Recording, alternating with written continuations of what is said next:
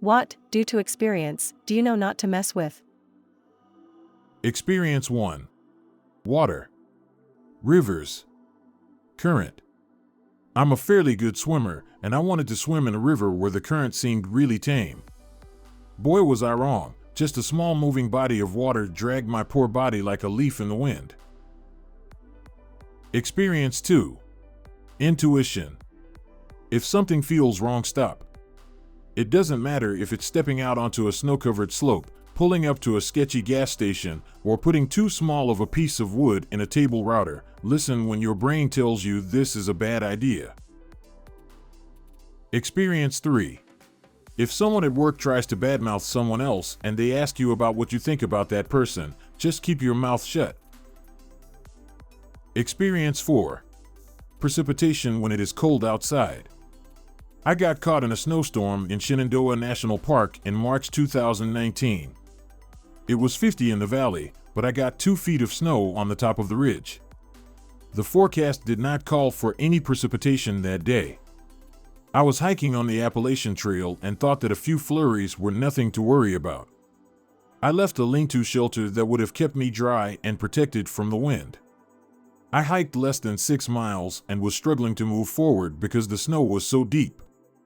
I was soaked to the bone, freezing cold, and beginning to lose fine muscle control in my fingers. The trail followed the side of a ridge and was not providing me any flat spaces to set up a tent. I eventually found a clearing where some power lines crossed the trail and struggled to get my tent erected despite the loss of feeling in my fingers. Once my tent was set up, I got my sleeping pad and sleeping bag deployed, got out of my wet clothes, and crawled into the bag for an hour to warm up. I didn't even have a cell signal where I could let someone know my exact location and that I was okay.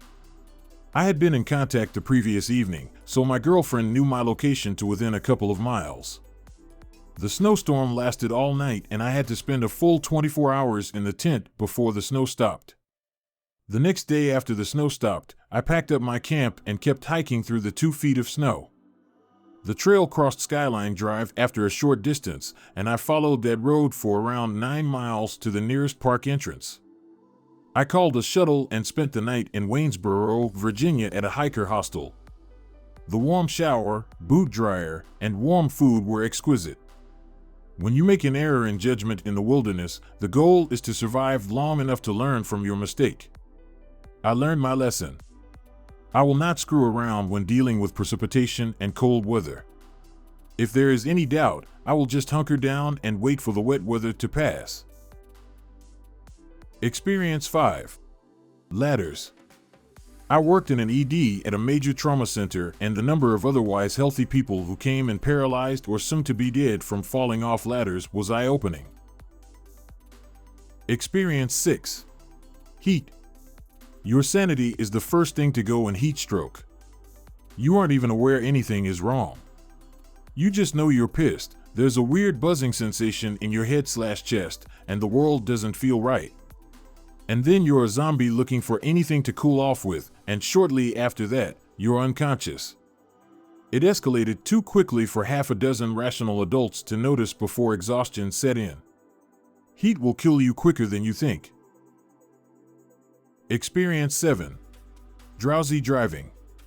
ETA, back in 2015, I had an incident where I fell asleep behind the wheel. It was in mid-August, and I had fallen asleep on my way home from work after a 16-hour night shift because my job messed up the schedule. We couldn't work more than 12 in a single shift. All I remember is I was driving, then I was waking up in a hospital 4 hours away from home. No clue where I was or what happened. I had suffered a major TBI and have been mentally different ever since. Had a pretty major concussion following the accident. It happened in the backroads of southern Idaho, and I was lucky to have come out of it with 0 broken bones. Everyone at the hospital was saying I was lucky to have survived. There were witnesses who saw the whole wreck, a couple of high schoolers on their lunch. I read the police report and witness statements, and according to them, my car rolled 6.5 times, ended up wheels up, and I was partially ejected, laying half in and half out of the car through the window. My seatbelt buckle had broken as the car was coming to rest. Experience 8. Paracetamol. In one of the dumbest moments of my life, I misread 50 milligrams when it was 500 milligrams. Took far too much. Long story short, almost a week in hospital. Experience 9. My health. Getting older, you rediscover all those old hurts. When I was 20, I hyperextended both elbows playing volleyball. 15 years later, my elbows started aching in the winter. Sad face. Also, my teeth. It falls under health, but not everyone thinks about the dentist when they think about health. If you are reading this, please floss. It's a small thing that can make a huge difference later. Trust me. Experience 10. Meth. Ruined my life for a while, and I had to fight tooth and nail to get it back. 18 months clean. For real, when you hear not to try meth, not even once, heed that warning. Experience 11. Chickens while there are chicks present. My brother is a cruel little prick who liked being mean to animals while we were kids. He liked hurting them for the feeling of power it gave him. So, he hurt a lot of small wildlife, like frogs and garter snakes and mice. When that stopped being enough, he decided to go after livestock. We had chickens. There was a great big rooster and his ladies, and all of them had chicks. My job was to take care of the chickens, feed them, water them, collect eggs, etc. My brother was bigger and stronger than me, so one day he decided to have fun and grabbed up one of the little chicks in the coop and squeezed it until it started to scream for help. My attempts to stop him did nothing. Now the chickens were used to me picking up the chicks and petting them. So, they weren't alarmed when my brother picked up the chick. When it screamed, however, all hell broke loose. All the chickens went after him, going for his face and eyes. The rooster had spurs on his legs over an inch long, and he cut big grooves on my brother's face, missing his eyes by millimeters. They swarmed him and bullied him until he dropped the chick and ran out of the coop crying with blood on his face. He was 10 at the time and should have known better. Did he stop being mean to animals? No. Did they punish him for it when they could? The animals sure did. Chickens are very much like the cuckoos in the Zelda games. If you hurt one, they will all swarm you. Edit, I got several questions, and I will detail them here, so people do have to go digging through comments. Yes, my brother and I were both abused by our father. Our mother was a kindly woman who did her best to nurture and discipline my brother. She died when I was 7 years old and my brother at 9 years old from cancer. My father went off the deep end and took out his rage on us both. He worked 2 shifts at a factory daily and did not want to be disturbed when home or he would beat us. So no, there was no adult supervision, and we were left to our own devices except for a weekend here and there when our maternal grandmother would have us. She also did her best, but our father excused and enabled my brother's behavior because he was more valuable in his eyes compared to me, a sickly girl. We did go to school.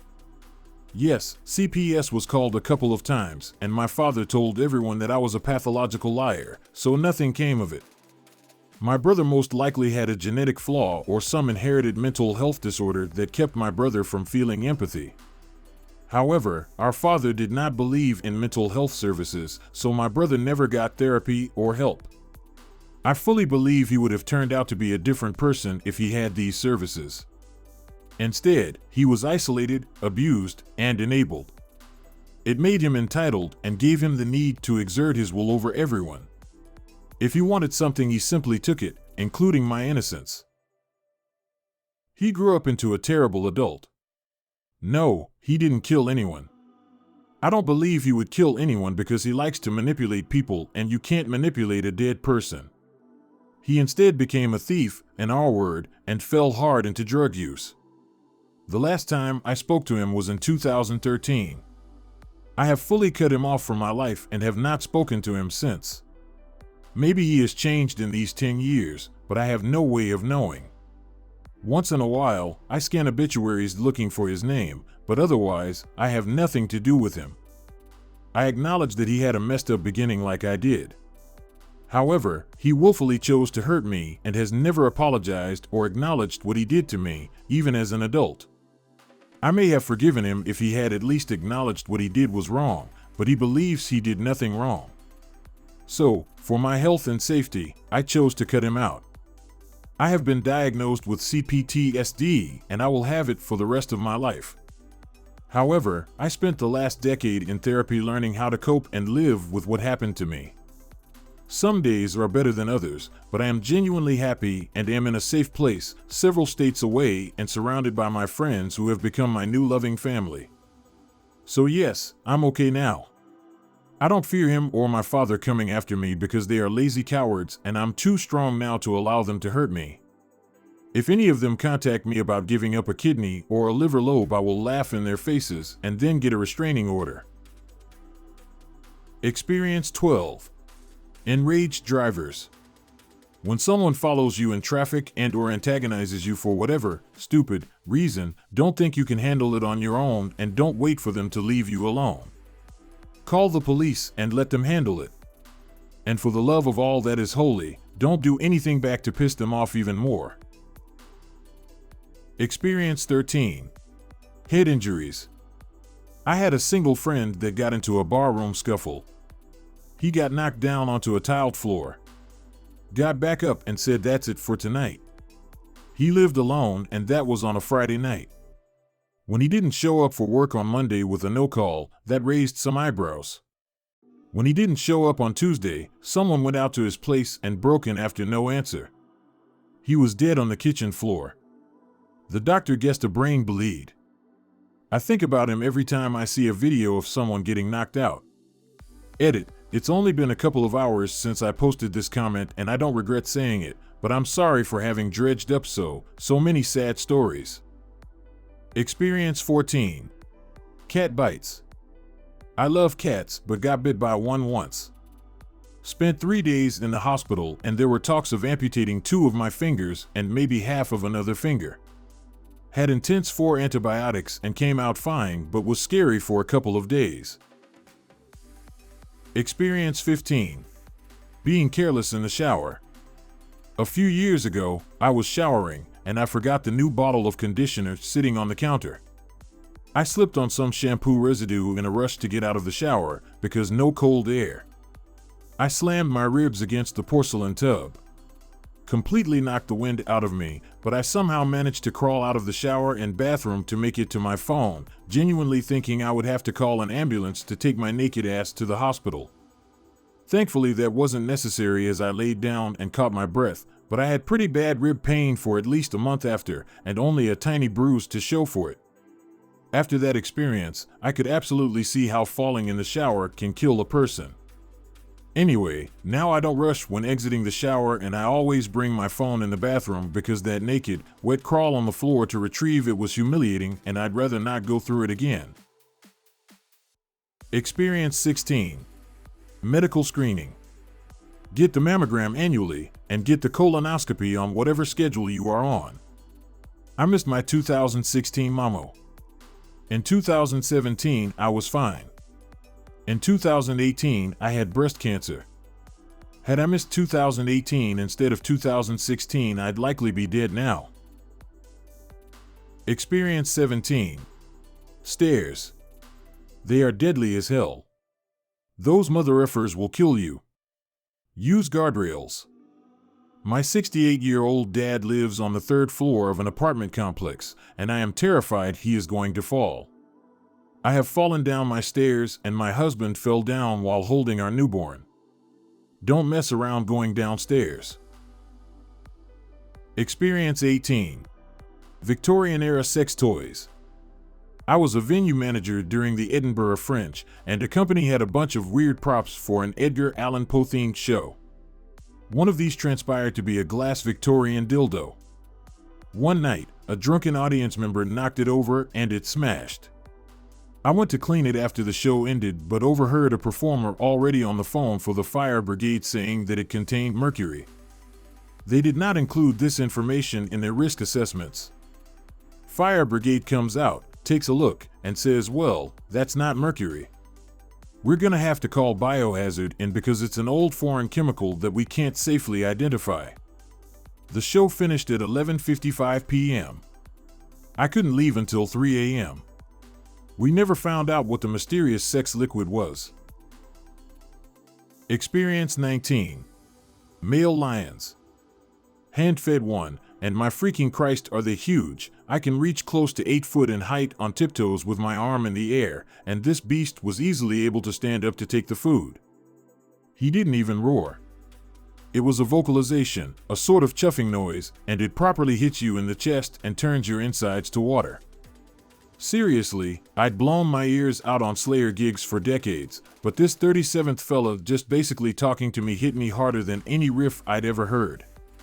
Had the female lions licked the blood off my hand? Their tongues are like human biceps, but with added sandpaper. That day changed me. I've never felt more fragile and insignificant. Experience 20. Copperheads. I got them all over my yard. Fortunately, I have not been a bit but had a very close, 6-inch distance, call last summer. The snake made a run for it rather than bite, and that is why I was not a bit. So, what is my point? You cannot see these things. You look at pictures of them and think, yeah, I would be able to see that, right on the ground in front of me. Yeah, no. That 6-inch close call was after I inspected the area closely before pulling weeds. Could not see him, he was right there. This particular snake freezes when threatened, and that is the other problem. I almost have stepped on one twice. Once again, in the middle of the day, I am walking in the dried grass, look to my left, and there is a huge copperhead. Could not see it till I was right on it. Fortunately, I was 3 feet away when I spotted him. He was right there, in the open, just curled up, could not see him till 3 feet away. Now I have to wear snake boots when in my yard because sooner or later, I am going to step on one. They will bite at the ankle, foot, or lower leg, so get all that covered in thick boots. We hope you enjoyed listening to today's stories. If you want to see more stories, check out these videos or check the links in the description for more videos. And don't forget to like the video and subscribe to the channel. And ring that notification bell.